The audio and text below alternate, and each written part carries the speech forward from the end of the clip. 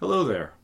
During our break between seasons, I figured I'd release a best of compilation of the best individual segments from each of the first 12 episodes. So this is the first one. I've pulled out one segment from each of episode 1 to 6 that I thought was the best one. Enjoy. You have to play one round of golf a day on a course that has 4 par 3 holes. And you have to bowl 3 games of bowling a day. Non-bowling? No, regular bowling, 10-pin bowling in a bowling alley. Mm-hmm. So, one round of golf a day with 4 par 3s in the course and 3 games of bowling in a day.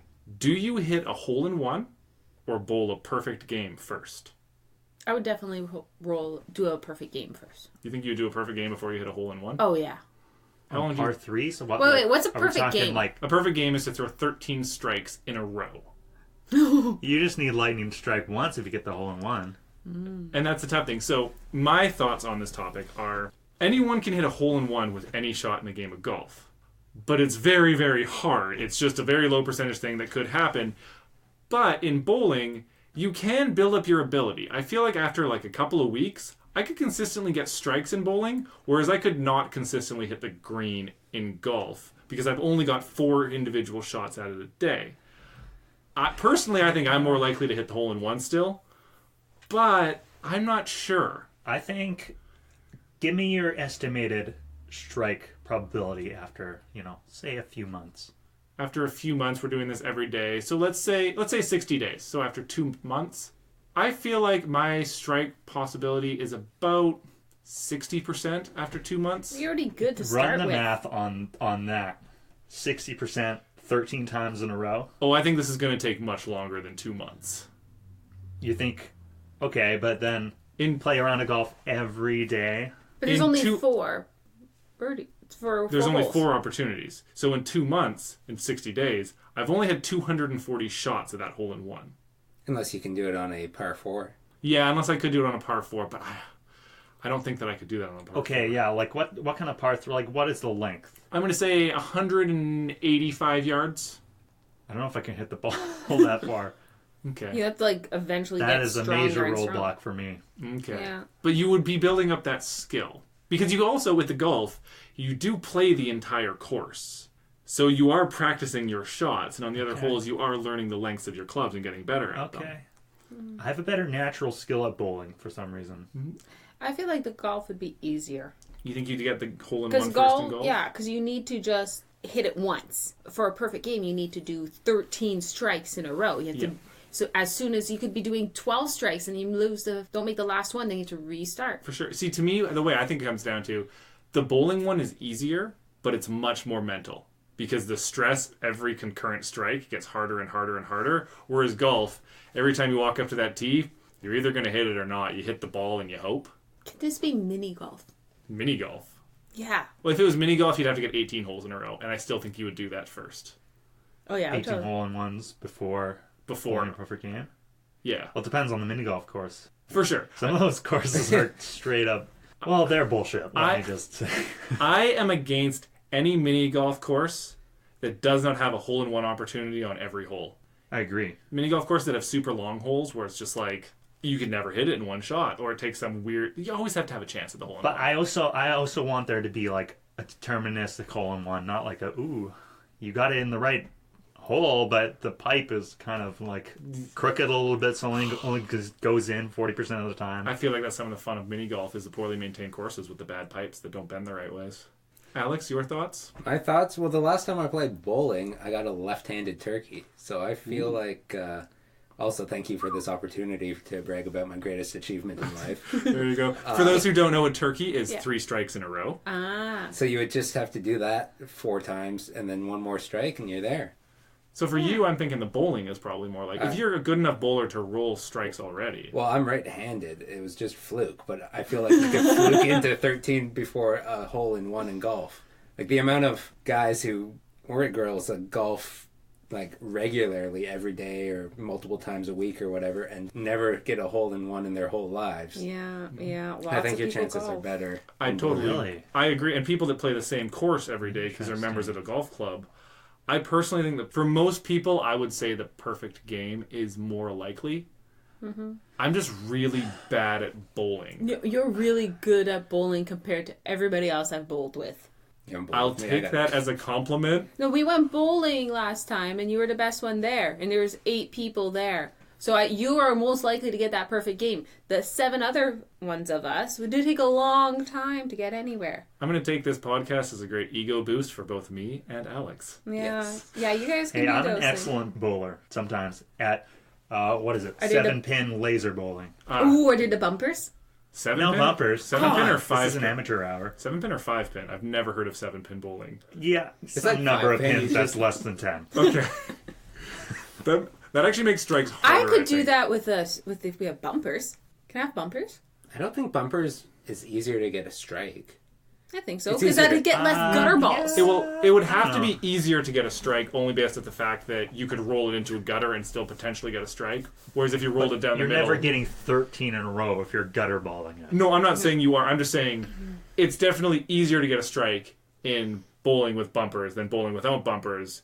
Just course. because... But I'm just arguing, I don't think bumpers would help you with the goal of I bowling a don't- perfect game. No, because your growth would be stunted by the crutch of the It bumper. would actually slow you down. Yes. Unless you could figure out the perfect spot in the bowling alley that if you bump it off the bumper like 3 feet in front of you, it takes a weird angle and goes and hits the strike every time.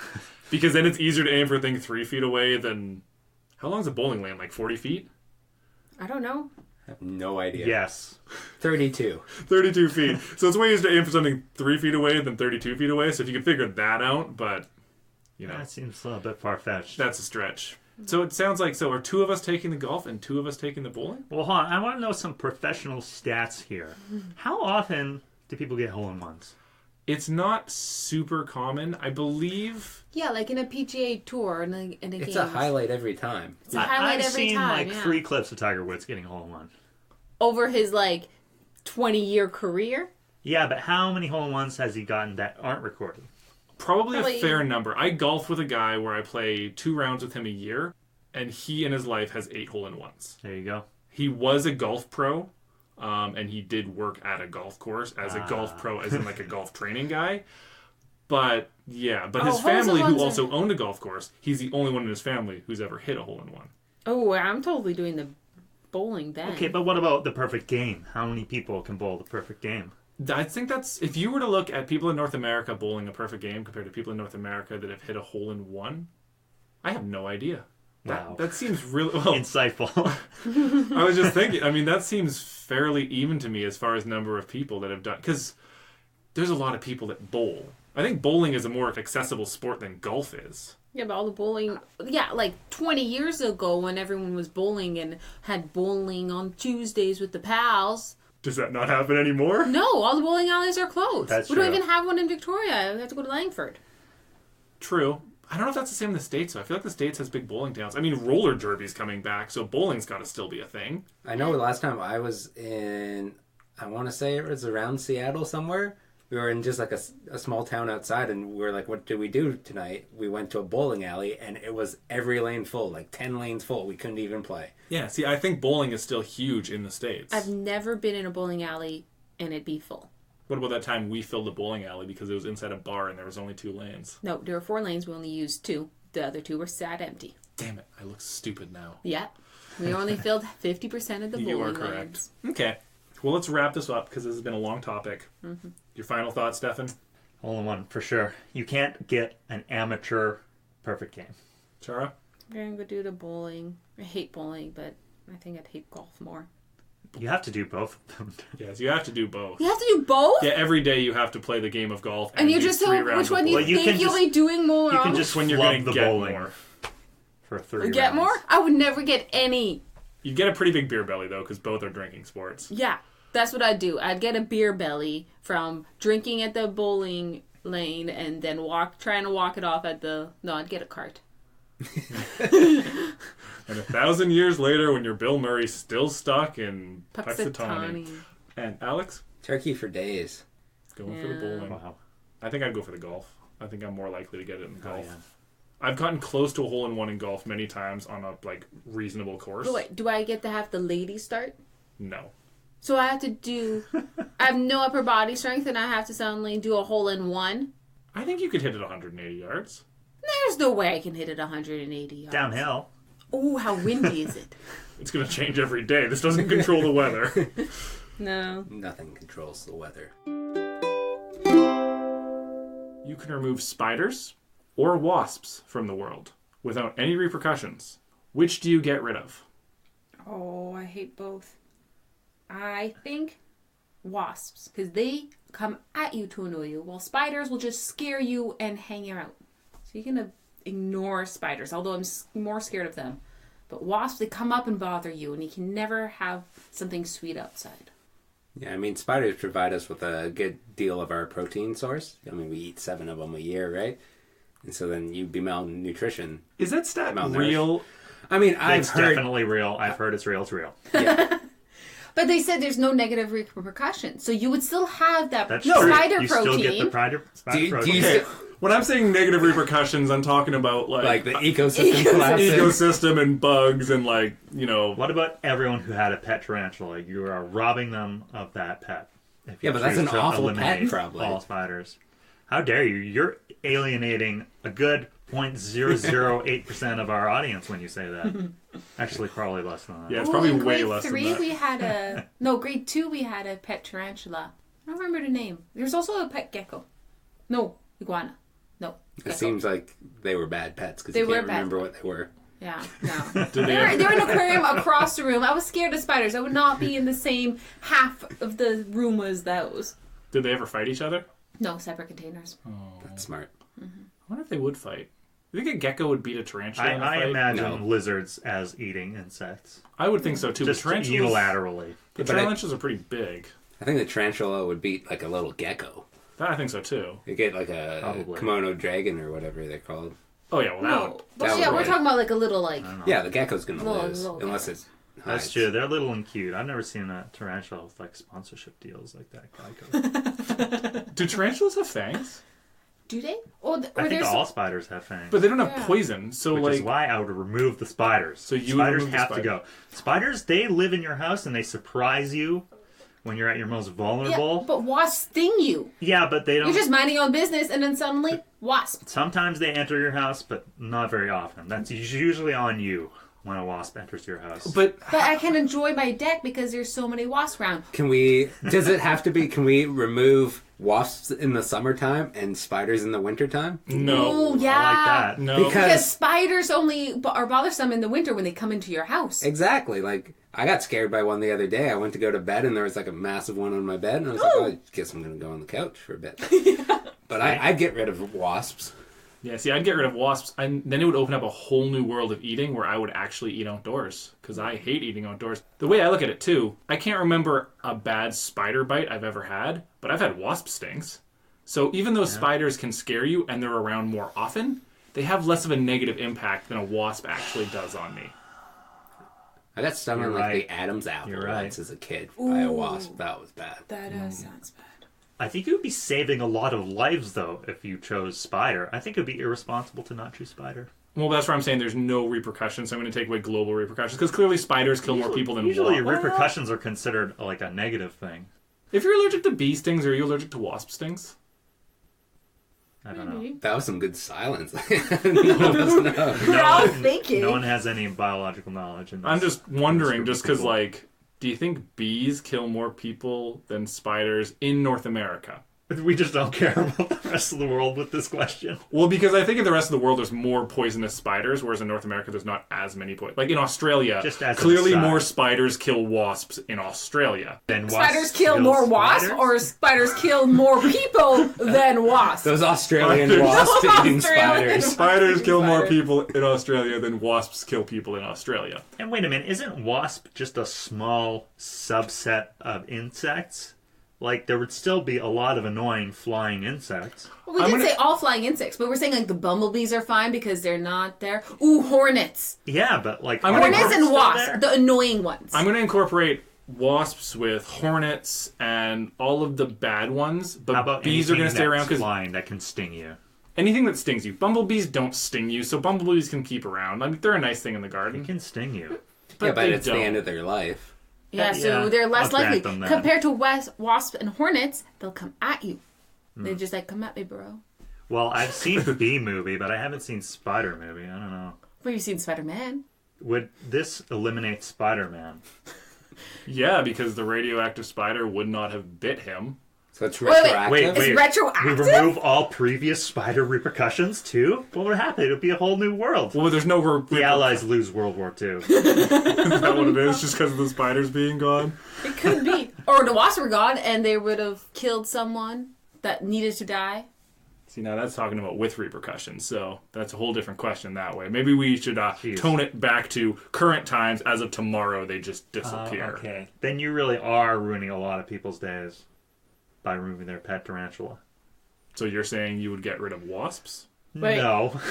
Okay. I have a phobia of wasps, and I'm still considering getting rid of spiders. I have a phobia of spiders, but wasps are more annoying. They're aggressive against you. I don't have a phobia of either, so my rational decision to get rid of wasps must be correct. Yeah, I'm with Kurt. That way you can eat outside without having to bat them away. All right, Imagine how I'll much... give it a group consensus here. I'm in. Just get to rid of all me, the wasps. I look at how much better both a barbecue and a day at the beach is without wasps. Yeah, I'd get rid of the wasps. Okay, take that, wasps. You're gone now. You have a mascot that follows you around and cheers for you when you do cool things. What's your mascot's name and appearance? It can't be an animal. That'd be creepy. No clowns. There's never been a clown in the history of mascots. That's been appealing. Mascots are never clowns. Clowns are kind of their own separate thing. Well, what about Ronald McDonald? That's a mascot. Yeah, no, you're immediately right. Immediately. But he was like the first mascot. So, but like, you don't want anything creepy. You don't want an animal. You don't want a clown. So you just want like a dude wearing like an all-white suit. No, not white. Blue. You just A want... snazzy blue suit. Maybe sparkling. Ooh, sparkling blue suit. It has like Char's the Best on the back. And every time he comes around, there's just like, woohoo! Yeah, you want attention drawn to you. Yeah, like if 'cause you already it's something have the amazing. mascot, you don't just want someone behind you that's just like blends in. I like the sparkling suit idea because then people will be like, "Oh, what's going on over there? Why is that guy in a sparkling suit?" And he'll just be like, "Chara, Chara." Yeah, but not like a sports mascot where it's like someone in a giant dog suit or something. Because then kids will show up. They'll try to hug them. See, here's my thought. When I asked the question, it said follows you around. But what you're saying is making me think. What if I had like a dude who's like a parade marshal in front of me with one of those sticks, like walking and marching all the day, like, here comes Kurt, he's the best. Here comes Kurt, he's better than the rest. That could be my guy. But that's a pre-mascot thing. You said every time you do something good, they cheer. This is when they're setting you up. If you're not doing something amazing, you're going to be a disappointment for everyone. Look, when I walk down the street, it's amazing. That you walk straight. What? Now they cheer for everything you do, like in your regular day, like you brush your teeth, they go crazy. You like go to work and get your lunch, they're like, this is amazing. Or I think it has to be like, it's something that amazing happened. Like you got the exact amount of papers to pen in your first go, right? You don't have to go back to get something. Oh, okay. What do you mean the exact amount of papers to pen? At my work, I need to get lids all the time. And when I have the exact amount of lids that I need for the containers without having to go back or like, oh, I don't have an extra 7 or, oh, I'm missing 3. I understand the exact amount. And that's a cheering moment. That's why I always go, oh, cool, I got the right amount of lids. That's what I need. Something that works out and is satisfying. Satisfying. That's lids to containers, though, not papers to pens. Yeah. Well, I was trying to make something more general, like office supplies of some Like sort. when you throw a paperclip and it goes in the paperclip holder and no one's around and you just have someone cheering you on. So your mascot cheer. So what would he look like? What would his name be? Or her name? Yeah. I mean, mascots typically, I guess they typically are gendered. I was going to say they're not, but I guess they are a lot of times. Like, I immediately think of sports team mascots. And then, like, you think of, like, the terrible ones. Like, I think of, like, the Stanford Cardinal, which is a tree. And how would it look with, like, a man dressed up as a tree falling around, but also cheering for you? Might be pretty funny. Like, if it's, like... the leaves are rustling when it's trying to cheer for you. Yeah, exactly. So maybe, like, an object, like a car or... A giant exclamation mark. Whoa. That's what I want. That's pretty good. Just When like... it lights up when you do it. Oh, yeah. Maybe even has like lights that come on or glitter that's thrown or something. Sparklers. Sparklers. Maybe in this day and age, I'm thinking, because I like the exclamation mark point, I'm thinking maybe fire emoji or siren emoji. Like when that goes on, and it's just like the siren noise. Oh, if there was a guy behind you just walking who was dressed as a giant siren, Yeah. and his name was like Woo Woo. So everything you do is just, oh, that's Woo Woo. He follows me around. Everyone's well, Yeah. Woo Woo. I like your woo-woo guy. Yeah, Woo Woo, the walking siren. That's a good one. I guess he could be all of our mascot. I mean, He'd have to be in a lot of places all at once, so. Ooh. or we could just always hang out together because we're best friends. Well, That's obviously. Kirsten. Stop being so Sorry. selfish. So selfish. I want my own exclamation mark. You guys take the sirens, we're taking the exclamation mark. Could his name just be Mark? Exclamation mark. This is Mark. He's Great name. exclamation. I need a Watch name for my this. fire emoji. Sparky? Flamey? Sparky? Fred? Fred the Fred? Flame? Kind What, Calgary?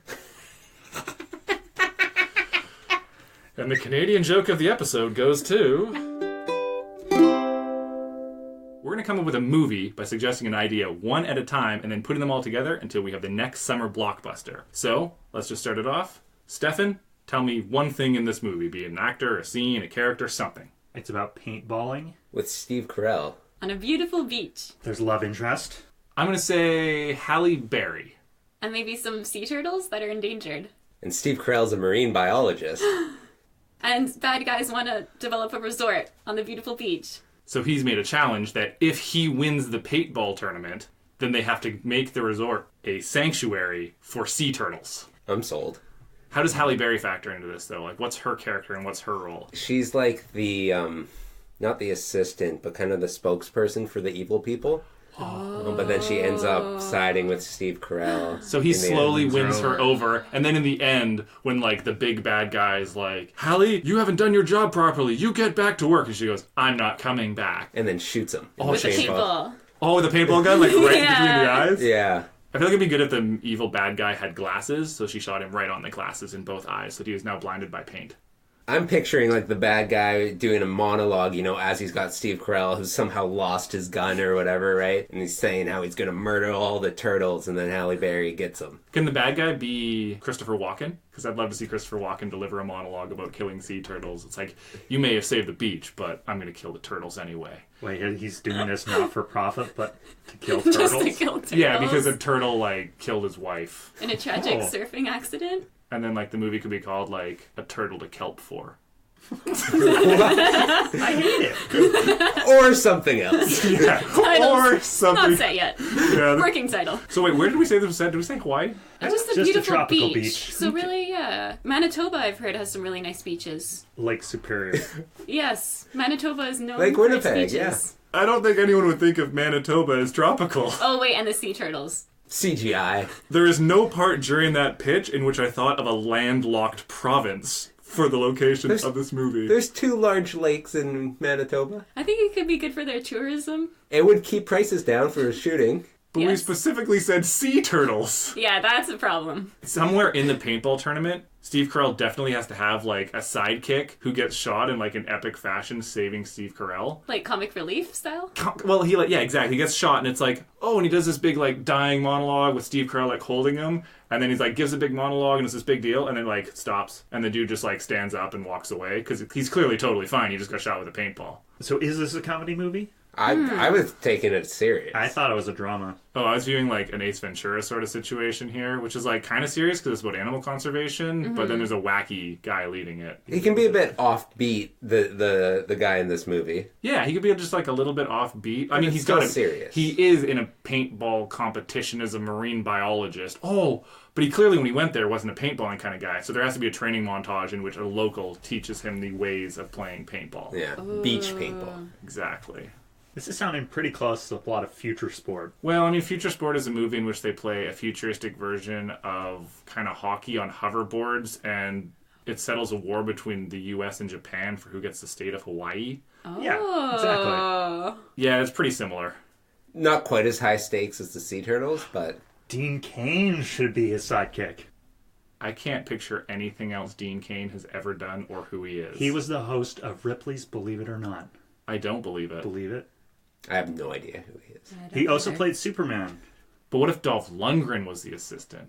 Dolph Lundgren. He'd look great in a Speedo playing paintball. Are you implying that Dean Cain would not? I don't know who Dare Dean. you? I don't know who he I is. don't know who Dean Cain is yet. He's the star of Future Sport. No, the star of Future Sport is The sport itself. no the guy. The star of Future Sport is Wesley Snipes. Wesley's. Couldn't it be played now? Because there are those boards that you can kind of roll around on, and then you could hold a hockey stick and you could do things. Well, like it was that. kind of more than that, in which the ball, if you held onto it for more than 3 seconds, would turn into lightning and electrocute you. And then there was also people with spears. Oh, Future Sport's a bit of a strange movie.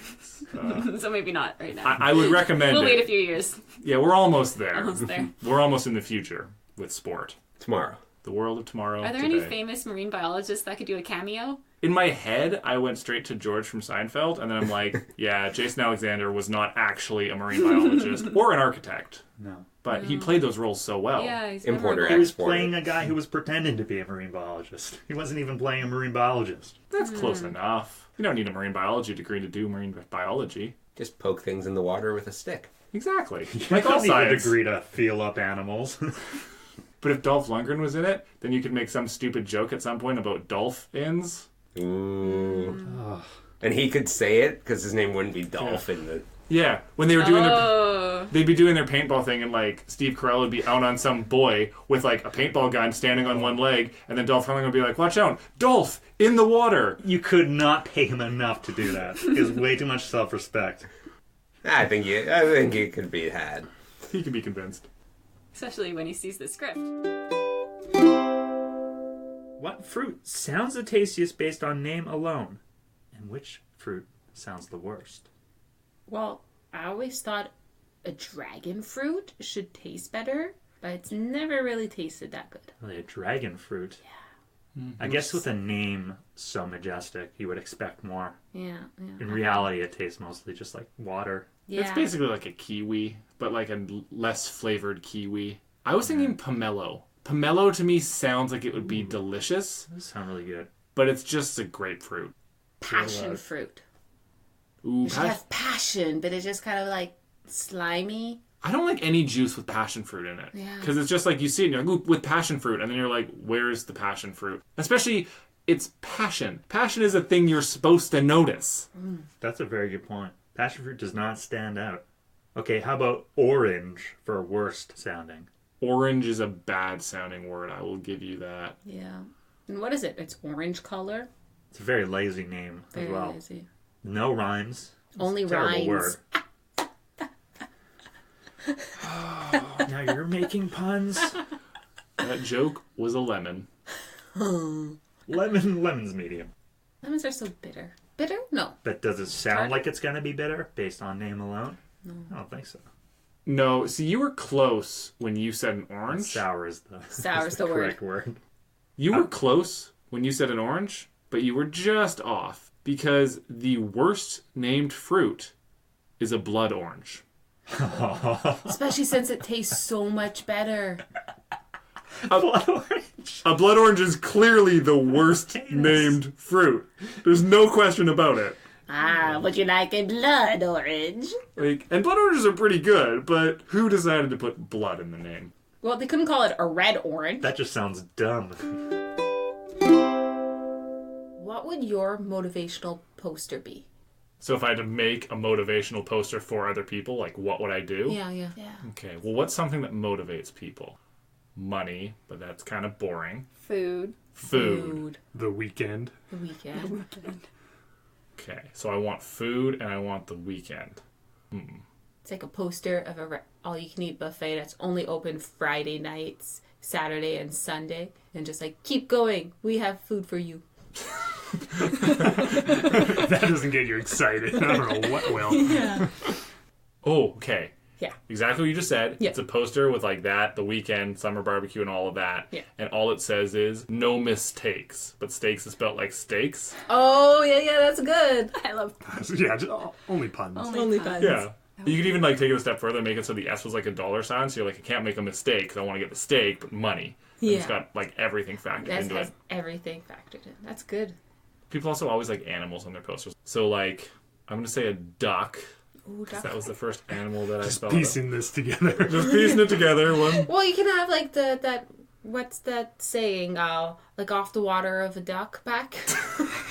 That's it. That's the one. Like water off a duck back, not water off a duck's back. Yeah, like off the water off a duck back. Yes, they just have that in a poster of a duck wearing a Raincoat. a raincoat With little with little rubber rubber boots. booties. That'd be so cute. Don't let you drown. That's a water off the duck back. What was that sentence? It's the cutest thing. It would motivate her. You motivate me To what? to have no mistakes. Oh, right. Okay. I mean, then you'd be like, it's not raining out today. It's a nice day. It's no water, duck water, not duck water back, or whatever you said. Close enough. It'll just say it could be worse. You know, it's just. That's always I think a good that's one. like the standard life that most people have to live. It's Blame like, it. well, this isn't so bad. But what would you have your picture for? It could Yeah, be worse. yeah, Because you don't right. have a picture of something awful. Yeah. It's like a ice cream cone where one ice cream scoop fell, but you still have the other one. It's like it could be worse. Oh, okay. That's pretty good. So you That was a lost good like 2 or 3. Yeah. Thank you for listening to our Best of Episodes 1 to 6 compilation. Keep your ears peeled for our new season coming out on Sunday, September 8th. Bye.